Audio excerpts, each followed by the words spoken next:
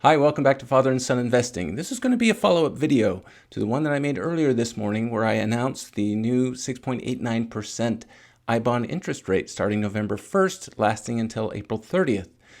That was a surprise to most of us. We were expecting around 6.48%, and in that video I discussed why the new interest rate was higher than expected. At the end of that video, I posed a question: does the new 0.4% fixed rate part of that new interest rate guarantee that your bond will always have a minimum of 0.4% return? This video is going to answer that question. As a basis for this discussion, let's just go ahead and review how the new I bond interest rate came about. So we see that there is that 0.4% interest rate that I talked about, the fixed rate.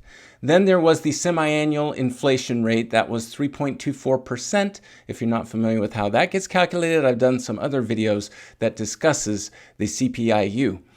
We're going to take the 0.4% fixed rate and add it to the 3.24% semi-annual inflation rate.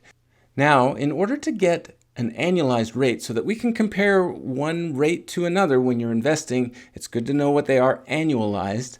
We're going to take this 3.24% and double it. So that's what comes in here in this equation where they've multiplied it by 2. They also take the fixed rate and they multiply it by the semi-annual inflation rate, and they add that to the bond as well. Thus, when we do all that math, we come up with 6.89% as the new rate. So that establishes our basis for discussion here. Now, we are interested in this fixed rate. First, you need to know that this is good for the life of the bond. I bonds are good for up to 30 years. And so for 30 years, that bond, should you purchase between November 1st and April 30th, will be earning a fixed rate of 0.4%. But does that guarantee that your bond will have a minimum of 0.4%? To answer that question, let's just look at a couple of scenarios. First of all, what if the semi-annual inflation rate was 0%? Well, if we go to this formula here, obviously the only thing left, these two would be 0, and the only thing left would be the 0.4%. Thus, if inflation is at 0%, your bond would be earning 0.4%. Now, having posed that question, I think many of you now are thinking, what if inflation goes negative? Meaning, what if we are having deflation? There are a couple of prominent figures out there who are worried about deflation, Cathie Wood and Elon Musk probably being the two most prominent. Let's just take a look at what Cathie Wood had to say on a recent CNBC interview.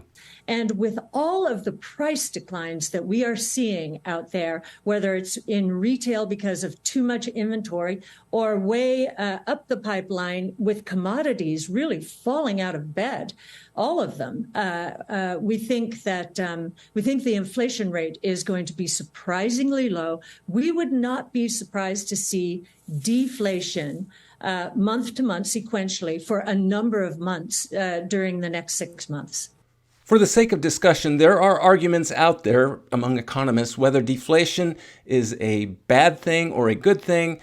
There are multiple good reasons why people discuss each side of the argument. I'm not going to cover that in this video, but perhaps in a future video. However, now that we've discussed deflation, let's just go ahead and add in a deflationary number to our equation here. So what if deflation is running at 1%? So the inflation rate here in the formula would be negative 1%. Well, obviously, if we do the math here, we would come out with 2 times negative 1%. So the annualized rate there would be negative 2, and we would be adding our 0.4% to negative 2%. That would give us negative 1.6%. Does that mean then that your bond can actually go negative, that the principal that you put in there could actually be dropping? Well, the answer to that question can be found here on the Treasury Direct information about I bonds and the interest rate.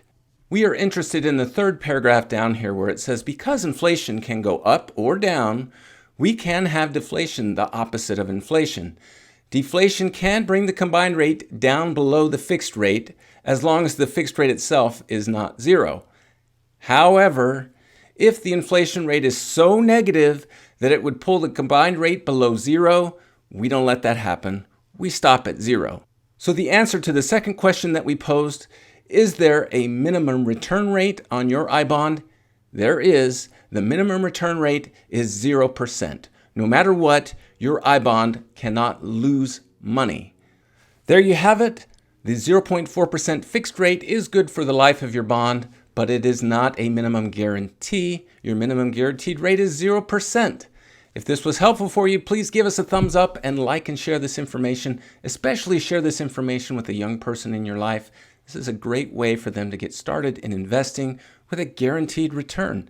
In this case, the guaranteed 6.89% for the next 6 months would really get a young person started. Until next time, enjoy your investing.